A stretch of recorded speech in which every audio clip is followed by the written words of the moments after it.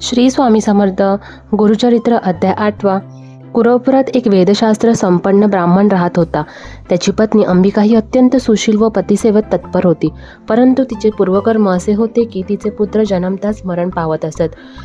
तिने अनेक व्रतवैकल्ये केली, त्यामुळे पुढे दैवयोगाने एक पुत्र झाला. परंतु तो मंदबुद्धीचा होता. सर्व उपाय करून झाले, पण काही सुधारणा झाली नाही. पुढे पित्याने त्यांची मुंज केली व त्याला विद्याभ्यास शिकवण्याचा प्रयत्न केला, परंतु त्याला काहीच आकलन होत नव्हते. ब्राह्मणाला त्याची खूप चिंता वाटू लागली आणि हळूहळू त्यांच्या मनामध्ये मुलांबद्दल द्वेष निर्माण होऊ लागला. त्यामुळे अंबिकेला खूप वाईट वाटे. तिने आपल्या पतीला समजावले व मनाला आवर घालण्यास सांगितले. परमेश्वरी इच्छेपुढे कोणाची काही चालत नाही, पण आपण आपल्या परीने प्रयत्न करायचा. पुढे त्या ब्राह्मणाचे देहावसान झाले, त्यामुळे अंबिका आणखीनच दुःखी झाली. दरिद्र दुःखापोटी भीक मागून पोट भरण्याची वेळ आहे. आजूबाजूचे लोक उघडपणे मुलांची निंदा करू लागले. पुढे त्या मुलाला जननिंदा असह्य होऊन तो आपल्या आईला म्हणाला, मी तुझा मुलगा असून तुला पोसू शकत नाही. लोक माझी निंदा करतात, तेव्हा मी अरण्यात निघून जातो. मुलाचे बोलणे ऐकून अंबिकेला खूप वाईट वाटले. ती आपल्या मुलाचा आपल्या देह पंगार्पण करण्यासाठी निघाली.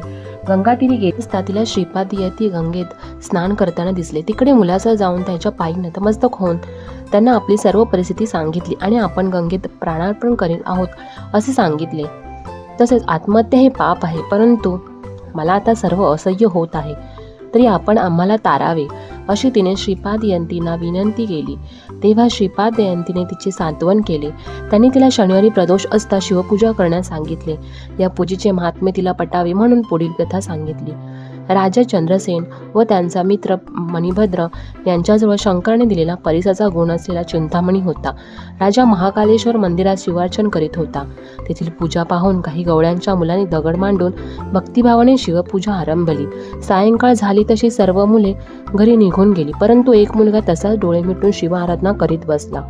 रात्र होत असता मुलाची माता तेथे आली. सर्व पूजा उधळून देऊन मुलाला मारत घरी घेऊन गेली. मुलगा रडू लागला व त्यातच दुःख वेगाने बेशुद्ध पडला. त्याच्या भक्तीने शिवशंकर प्रसन्न झाले. त्यांनी मुलाला दर्शन दिले व एक रत्नजडित देवालय तिथे निर्माण केले. त्याला वरदान दिले व त्याच्या सांगण्यावरून त्याच्या आईला क्षमा केली आणि तिच्या वंशात नारायणाचा अवतार होईल असा वर दिला, कारण तिला प्रदोष समयची पूजा दृष्टीस पडली होती. श्रीपाद जयंतीने ब्राह्मण तिला शनी प्रदोष समय शंकराची पूजा केल्यास तुझ्या कुळात माझ्यासारखा पुत्र होईल असा आशीर्वाद दिला. त्यांनी तिच्या मुलाच्या मस्तकावर हात ठेवून त्याला महाज्ञानी केले. अंबिका श्रीपाद जयंतीने म्हणाली, माझ्या पूर्वजन्मीच्या पुण्याईमुळे मला आपले दर्शन झाले.